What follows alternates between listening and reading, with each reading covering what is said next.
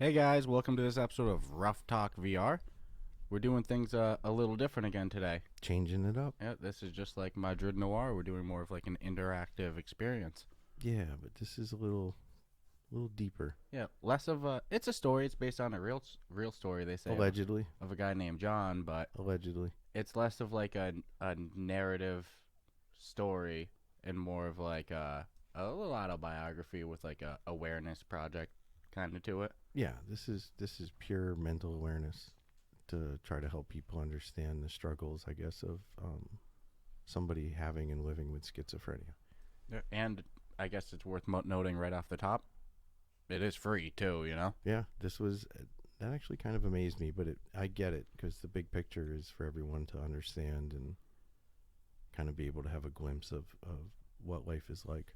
So, I mean, it's not a documentary. It's not a film. It's not a, live action. It's really just, they describe it as an interactive VR story.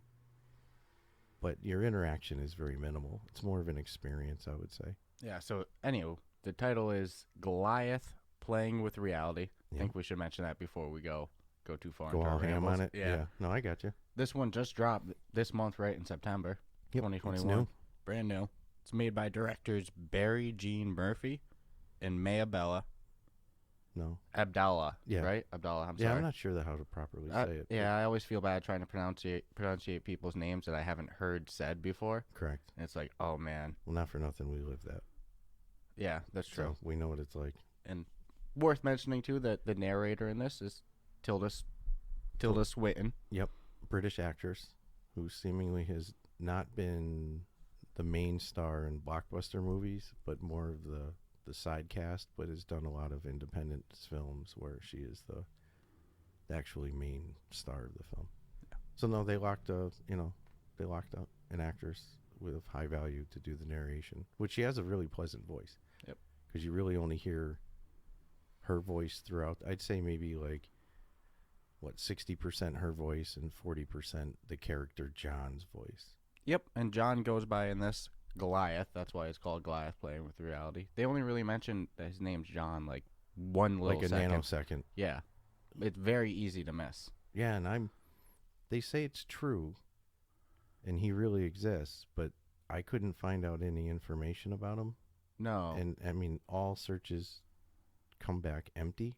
Yeah, So I don't know if I don't know. I mean, I believe it's really based after this guy. I just don't know where this guy, I don't know anything about him other than the 25-minute experience that you get with him. Yep. No, I agree. We were searching. We tried. We found Looked some deep.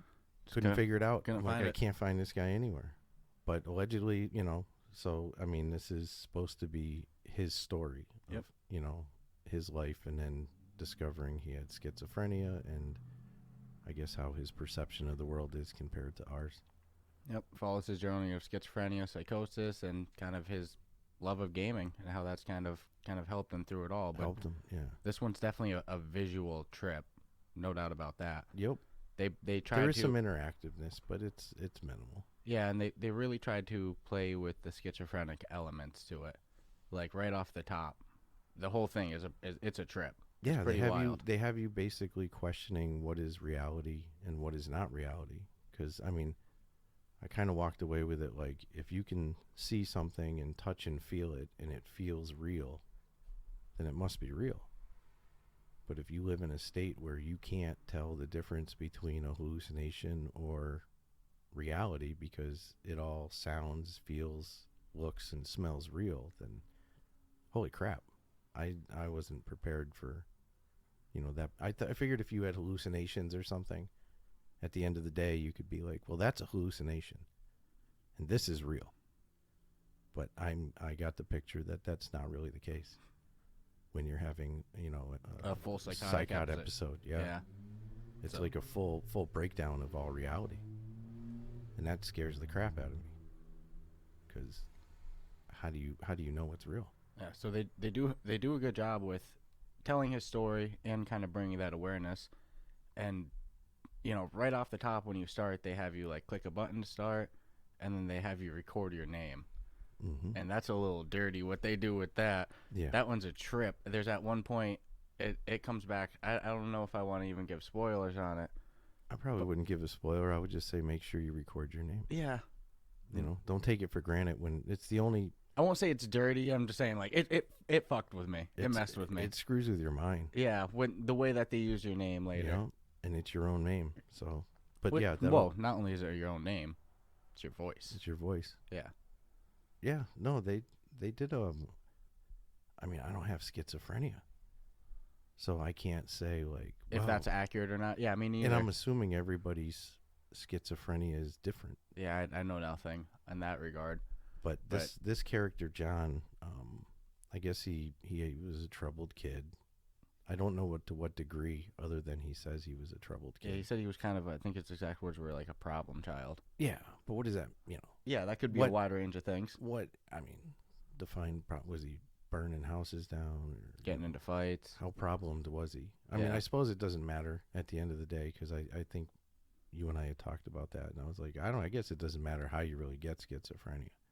It's like whatever led up to it or whatever happens, or it just is what it is. But yeah, he had a troubled childhood, and then I guess he was caring for his mom when he was young, who was in a wheelchair, and then they kicked him out of the house. You don't hear a lot about the dad, other than at some point he dies, I think, when he's young, along with the mom. But I don't think he had his first psychotic episode till he was DJing. Yeah, until later in his life. But that happens a lot with a lot of people. I think that there's a lot of people who are born with it, and it just doesn't come on until later in life.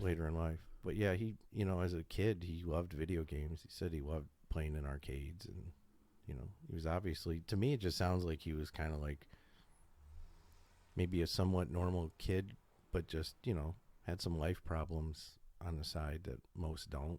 Maybe he thought he was more troubled than he was. And then he also says when he just became an adult, he fell pretty heavy into alcohol and reclusiveness, which probably didn't help or anything. No, I get the feeling that he kind of implied like a downward downward spiral kind of happened. Correct. So, and then had his full-blown episode and meltdown and spent, I think 6 years in a psychiatric hospital. Mm-hmm. And it was only I'm not sure if it was upon getting released or like after he got released, but I got the feeling that at some point right before he was being released is when he played a video game with a nurse. Yeah, they didn't say at what point in the timeline. That's a good point. Yeah. At what point in that 6 years? Was that right in the beginning? Or is that... No, I got the distinction. Towards the end. It's like right at that cusp of when he was going to be free back into society. Yeah. And, I mean, they go into depth about all the medications they gave him. Yep.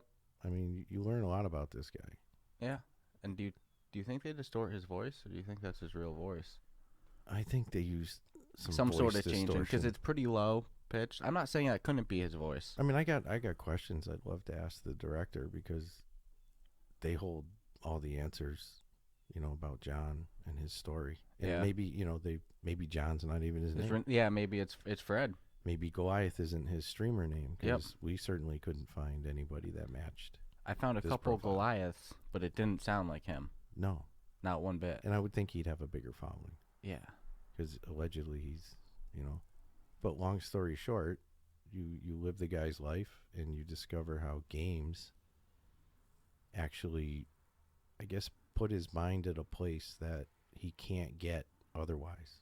So for a brief moment in time, if this guy's playing a game, he's like theoretically quote unquote normal and isn't being judged and is being treated just like we treat everyone else. Where when he leaves his house, I got the feeling that because of some of his psychosis, he doesn't necessarily feel like he's being treated normal by people. Yeah. Especially if he thinks people are calling him a piece of shit. Yeah, it's only 25 minutes, so they don't go like in depth. They imply a lot. Yeah. There's a lot of implication. There's a lot of fill in the blanks with your own imagination, I think. But, I mean, it's like, damn, be grateful you don't have schizophrenia. I mean, I walked away heavy with that. But, yeah, I mean, at the end of the day, I mean, he still suffers from schizophrenia, but he has found a coping mechanism. Yeah, him and some other disabled gamers. Yeah, no, there's one that actually plays, I think, via like a straw. Yeah, he said he's disabled from the waist down, I think. Yeah, can't move his arms or nothing, so he's got to play with his mouth. You just got a visitor that landed on you. I saw that. So, I mean, it has, I guess, not a happy ending, but it does show where gaming can be therapeutic. And I know from reading the reviews and such, some veterans have said the same thing, to escape some of their PTSD issues. The games. Yeah, they're bad reality. Yeah, and I mean, I get it. Your brain it's occupied 100%. I mean, most games you can't go into half-ass or, like thinking of other stuff going on in life. It's your escape. But it's incredible that something as deep as schizophrenia, that games could actually, like, kind of just clear that mind for a brief moment in time. Yeah, which keep in mind, he was also pretty deep into treatment. Which seems by the time the amount of medication they gave the guy, how long it seemed disturbing to take him out of that. And I like how he described how each pill kind of like, this one like made you sleep all day. This one made you fat. Yeah. This one made you, or when he was describing, I guess, this psychotic attack, when he's like, picture having like the worst anxiety you've ever had in your life and then times it by 1,000. Now that's your hell. Yeah, but they do a good job keeping you visually occupied. Yeah, it's not normal. This is not normal shit at all. Yeah, it's pretty trippy what's going on in there. I was kind of taking it as a lot of symbolism. Yeah. And maybe like what the person, maybe his unique way of seeing and interpreting the world. Yeah. Yeah. It's not a normal experience. No, it was pretty visually intense. It's heavy on heavy on the visuals. There's a couple moments, I'll warn people. There's a couple moments of some flashing. Yeah. When he's in the club. Yeah, there should probably be an epileptic warning. I don't know the exact frequencies that trigger it and stuff like that, but I was thinking, I was like, wow, this is kind of intense. Yeah, or even the cityscape. And there was a couple. I would describe it as visually intense. It is. It's high on the intensity scale. And go into it with an open mind scale. But, my attitude is if you want to do more than, copy and paste some bullshit on Facebook and act like you give a crap about mental awareness, then, go for it. But this is a far better route. And it's free. Yeah, I mean, I get that. At first I was like, oh, why is it free? Yeah, no, but it helps. It helps for, I think they just want to get a message out. Yeah. And be like, look, I mean, and if someone can do this for schizophrenia, then someone else can do it for something else. And, we can pass the point of talk about mental awareness. But if you don't have it, you don't know. But if you can tighten in on those experiences for a viewer to, like, possibly understand a little better, like, oh my God, I had no idea. Then, I think they did a good job in that. Yeah. No, it was good. And, like, it was appropriately lengthed. It wasn't too. It didn't drag 25 on. minutes? No, it was perfect. I didn't him and haw about watching it. It was perfect. Like they really didn't excessively drive to the point. They kind of left you wanting a little bit more because if anything, you want to know a little bit more about John. Yeah. But it should always be like that versus dragging on. They did a good job keeping it short and sweet. Again, and that's why I started questioning, like, what's the true story, John? Or the struggle with schizophrenia in general. The struggle of schizophrenia is the true part. Yeah, and is like, John representative? Yeah, I don't know. Does John matter? I figured John was real. That's the impression I got, but yeah, it seemed quite hard to find who he was. That probably been my first question. But maybe they're intentionally keeping it anonymous. But still, my first question to anybody involved would be: Is John an actual, real? Physical human being, or was John 100 human beings? Yeah, representative. I mean, they mention on there some correspondence we saw that with John. They said they seems to sound like they interview with John. Yeah, they went back and forth on the internet. So it sounds like he's a real guy. I don't think they ever met him though. I think everything was done over the internet. Yeah. But no, it's good to leave. It's always good to leave the viewer wanting more. So it's good that questions. Yeah, exactly. It keeps it alive. Versus if keeps it relevant. Versus if they answered all this, you'd be like, all right, you walk away. Now you're done. Versus now we're like, oh, who? Wicked trippy experience though. Yeah, I can't say enough. Visually and Audibly. Audibly. Like I said, they use your name. Yeah, it has a time and a place. Has a time and a place. That was the one scene where I was like, wasn't a fan. It was just too intense for me. Yeah, I won't lie. It creeped me out. I wasn't a fan of that one. I was like, oh man. I was looking all around. I mean, I got genuinely anxious for a minute. All of your senses besides touch are taken up in VR in that moment, so it's pretty immersive. Like they kind of represent. I mean, if you can touch something and you can see your hands, then the shit's real, right? So I mean. Oh, and smell. You don't have smell in VR too. No, not yet. No, maybe for the better. Not yet. So do you think they did an overall good job? Yeah, I'd say very good. I'd say it's worth watching for pretty much anybody who can handle the visuals. If there's like a disclaimer, hey, it's visually intense and that doesn't bother you. I'd say it's definitely worth a watch. Well, they do have a disclaimer that some of the stuff might be disturbing to people. Yeah, like I kind of got that impression. If it was like, hey, if you do have schizophrenia, you probably shouldn't watch this. That's what I took from that message. No, I took from it that like some people mentally are gonna not enjoy this. Not enjoy it, but might have a problem with the fact that this is reality. You know, that this is real for somebody. Yeah, but I mean, some of it's pretty deep. Yeah, but if you can go in knowing that you can handle, a strong message and some visuals, it's definitely worth a watch. It does justice to mental awareness. I can't really rate it in our normal. No, 1 to 100 or 1 to 10. Yeah, no, it's not like a 4-star or 1-star. It's kind of hard to do that with this one. I'll just say it's a must-watch. It's free. If you can handle the visuals and a strong message, watch it. It's free.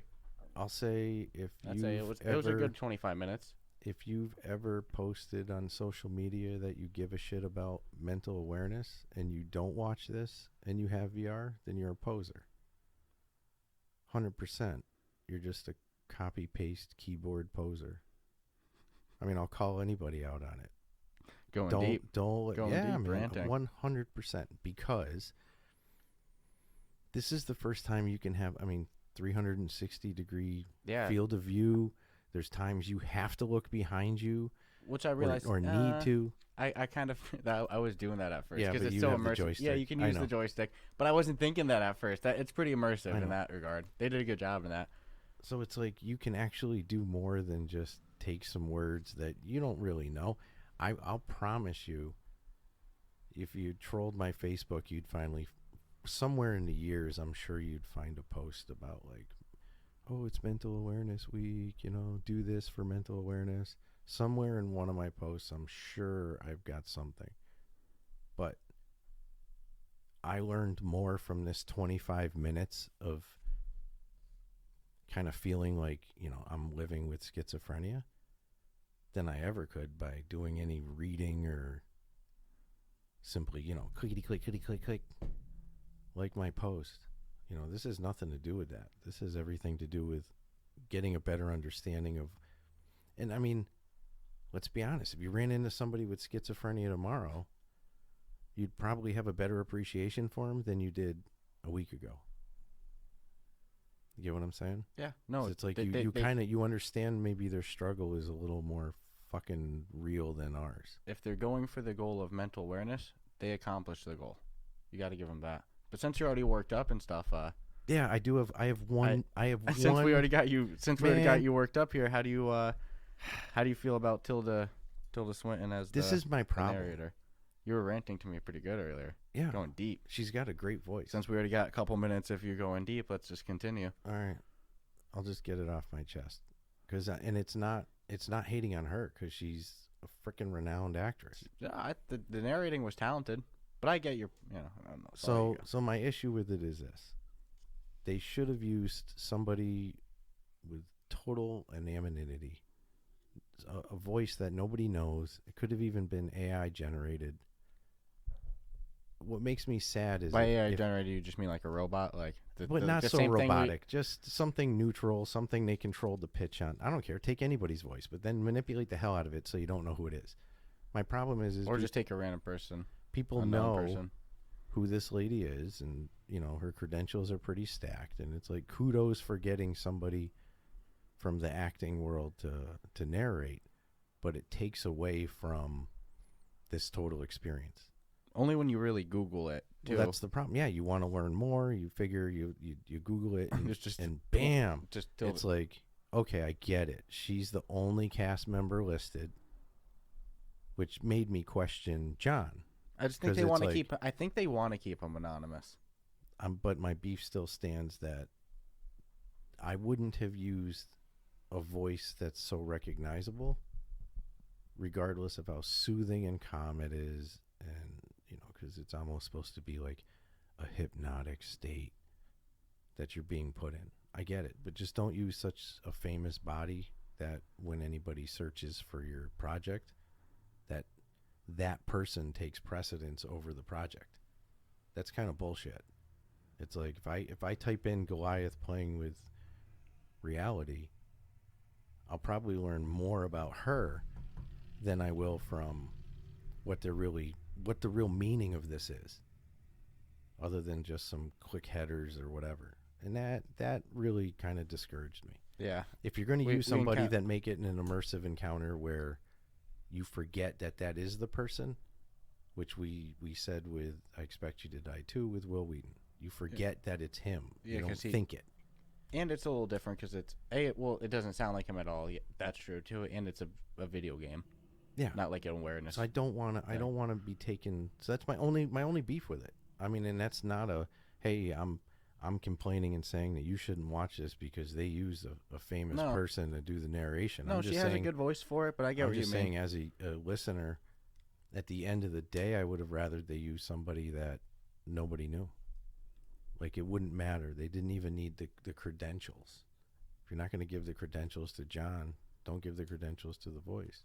Well, and if you're not trying to sell it, then you don't need. It's not like. But you're not even selling anything. Yeah, that's what I mean, though. It's not like you're charging anything. There's nothing to sell. Yeah, you're giving this away for free. So it's not like you need to incentivize with like. And I 100% believe that they really do give a crap about mental awareness. I don't think this was to make money or. No way. They did a good job too. They won an award, so it's I mean. I think they did a good job, but I get your point on it. But that's my only beef. Other than that, I would put it on. You need to watch it. Yeah. It kind of sounds like it took away from like the immersion of the experience for you. For me, it didn't take it away too much, but I encountered that exactly what you're talking about hard when I went to go further research it on. That's when I encountered that. I was like, oh yeah, it's kind of hard. I know about Tilda Swinton. My only complaint, and it doesn't take away from the. No, it's really good. I would say, like I said. But if James Earl Jones narrated it, let's be honest. It's James Earl Jones. Or you're gonna go, oh, Darth Vader's narrating the schizophrenia thing. So it's like, I'll shut up about it now. But next time, use a nobody. Somebody off the street. Yeah, I enjoyed it though. It was a good project. Would you put it as a must watch though? Like as long as you can go into it, knowing that there's a strong message, and strong visuals. If that doesn't bother you. If you know you can handle that, then I would say it's a must-watch. It's free, so it's hard to say like, oh, it's I don't spend $5 to watch a movie. It's free. 25 minutes too, like I said, very appropriate length. So if you're somebody who gets like, strong visuals, anxious, strong visuals make you nauseous, and like you're just trying to, it just doesn't, that type of stuff like kind of triggers you and gets you going, and I would avoid it. But if for me, like somebody like me, hell yeah. I mean, there's no motion sickness. No. There's not. No, but like the flashing lights and like. Well, you're really big on those flashing lights. Every game has flashing lights. Yeah. I get what you're saying, though. I mean. No, think just a club scene. I don't know. I almost got a little nauseous. Really? Yeah, it was pretty intense for me. Oh. Yeah, it was a little bit where I was like, this. I might take this off for a second. It's kind of making my head a little dizzy. Okay, I didn't get that at all. Yeah, it wasn't good. You know what I did get though? So I'll say just for me. But like, if I didn't mind it, the scene passed, and then it was a little bit more calm. Yeah, the cut scenes are only like a couple of minutes. So if there's like a scene that's a little bit too much for you, it's gonna pass in like. Close your eyes for a minute. Not even 15, 20 seconds, 30 seconds it'll the be most. Something different. So you know what I discovered though? What? That people with schizophrenia potentially live in a realistic hallucination at times, and we as VR users are trying to get them to push the limits to almost get to that point. We can escape the reality that a schizophrenic currently lives in. Like seems so real. Isn't that fucked up though? Yeah, like we would want that touch. We that want sensation. the ability. We want the ability to turn it on and turn it off. Yeah, unfortunately. But what happens cannot. when you put it on and you can't decipher real? Can you turn it off? So it's weird. Yeah, That kind of creeped me out with the whole VR sense. I mean, and I still want to. I want to push it till I can't tell the difference between like, oh my god, shit looks as real as the hand in front of me. But hats off. Yeah. I've ranted enough and raved enough, but it's just a good experience. Yeah, no, Made me feel like a better person. I'm not gonna lie. You sent me a message. You were like, "Yo, you have to check this out." You're like, "It's free. It's good." I checked. I was like, "Oh hell yeah!" Some people it's awesome. been life changing. That's what they were saying in the reviews. Yep. And there's people with schizophrenia who have seen it and have been like, "Thank you, God." You know, I mean, yeah, getting the message out. Yeah, I mean, like I think even John said, you know, you tell the doctors what you see and what you hear, but they don't believe you because they can't see it and hear it. But to you, it's real. So, it made me question: is it real? And we just can't hear that reality. And the people with schizophrenia, maybe you're on just a different wavelength here and there that we're just not on. I mean, there's a lot of real creepy shit that it opened my brain to start thinking. But I'd watch it. If you haven't seen it, I'd definitely watch it. All right. No, I agree. Like I said, free, 25 minutes. Yep. Fuck, hard to go wrong with that. So I thank the directors for it. Yeah. Okay, I'm good. All right. I got nothing else about it. Yeah, you're renting pretty good there. Yeah, I mean, I'm over it. Like I said, it wasn't. I'm not hating on anybody, and I'm not. I've actually seen a handful of the movies this lady's done, but it's like just from at the end game, reviewing it and looking at it at the big picture and the message that they're portraying, it would have been better off to use somebody that nobody could. You'd be like, oh, this person's never done anything but this. Yeah, no, I get it, 100%. Mm-hmm. So, all right. So hey guys, I hope you enjoyed this episode. Check you out next week. Take care. Ciao, ciao.